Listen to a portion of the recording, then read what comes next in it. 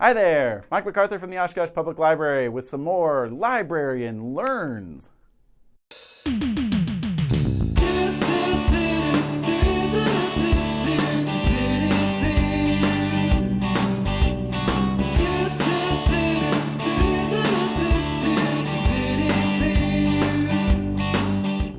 This is the series where I take a look at a bit of Oshkosh history that interested me or someone asked me about while I was at the library.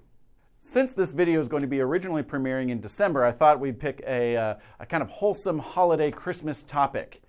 Orphans.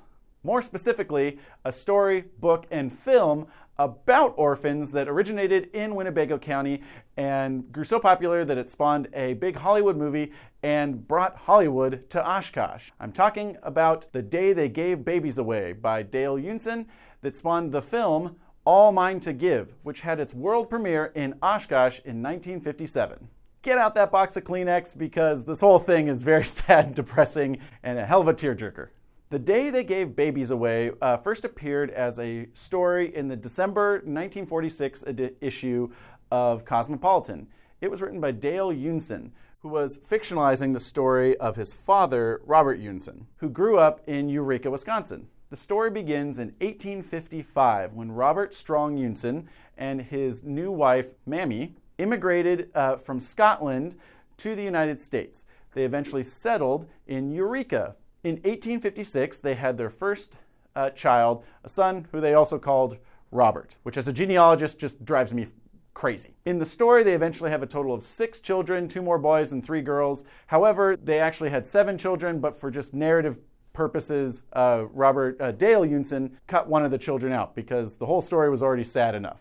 The story is a hard but endearing look at kind of frontier life in Wisconsin in the 1850s, 60s, and ultimately how that family proved resilient against all the hardships that they faced. All right, get the tissues ready. So in 1868, one of their sons, Kirk, came down with a case of diphtheria. Now, while Kirk eventually recovered, Robert Unson Sr., who stayed with him the whole time, eventually fell ill and ended up passing away shortly after Kirk's recovery, leaving the whole family and just Mammy alone on her own to care for them. Then, in December of 1868, Mammy came down with a case of typhoid and eventually passed away on Christmas Eve. See, I told you it was a Christmas story. Her dying wish was that their eldest son, who was only 12 years old at the time, would find homes for each of his brothers and sisters. So on Christmas morning, 1868, 12-year-old Robbie went door to door giving away his brothers and sisters.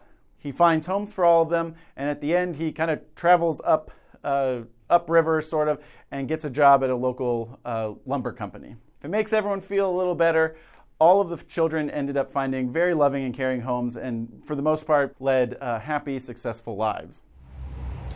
So here I am in Eureka, next to the marker for the Unson home site that denoted that this was the place where their home actually was that inspired the book and the movie. It's adjacent to a boat launch now.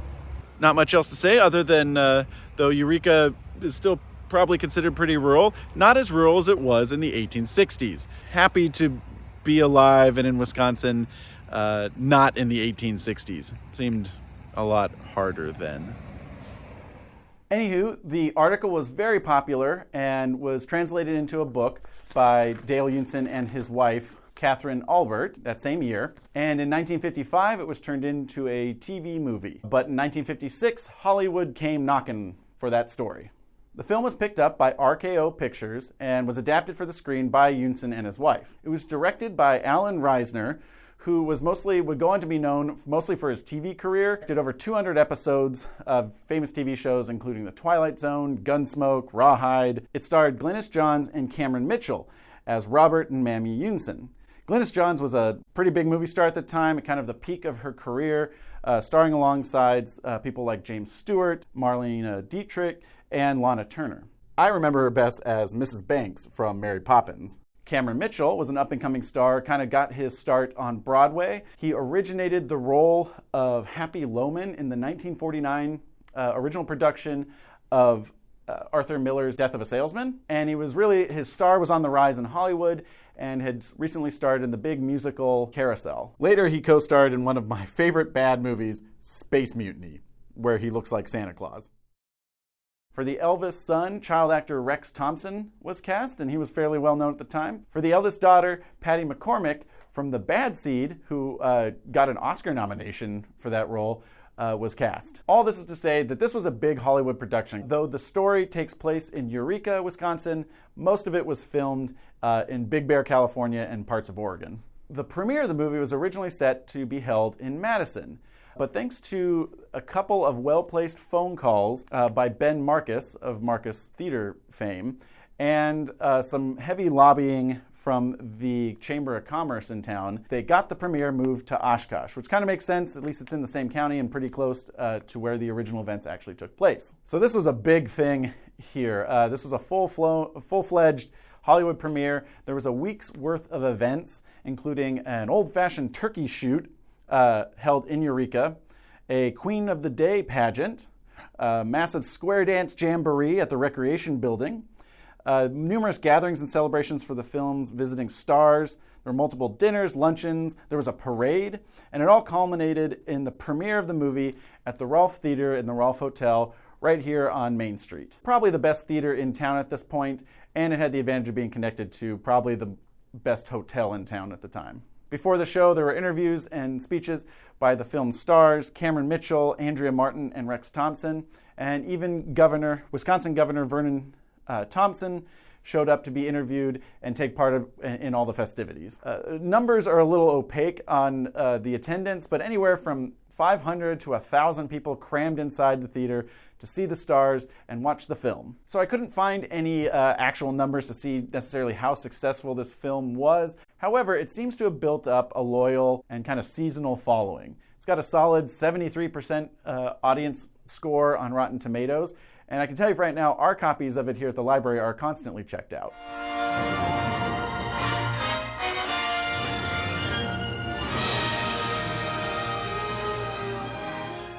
All the world was touched by the tremendous heart appeal of this true life story when it appeared in magazines and as a bestseller. Now, The Day They Gave Babies Away becomes one of the most moving pictures ever filmed. Starring Glynis Johns and Cameron Mitchell as two loving and lovable Scottish immigrants. You'll love the story they live, for in it are all the elements and emotions of life at its richest. The fun of family life with these 5 wonderful, irrepressible young ones. Rex Thomas as Robbie, the oldest. Patty McCormick of Bad Seed fame as Annabelle, the little mother. Who do you think you are? Annie didn't cry, and even Lizzie didn't cry. You're 10 years old, Kurt. Don't you cause no trouble. Stand on your own 2 feet. I don't want to go, Robbie.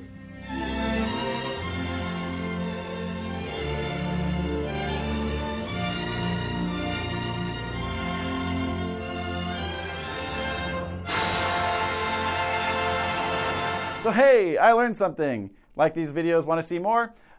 Hit like, hit subscribe, share amongst your friends, comment, all that good stuff. Stop by the library and tell all my bosses how great these are.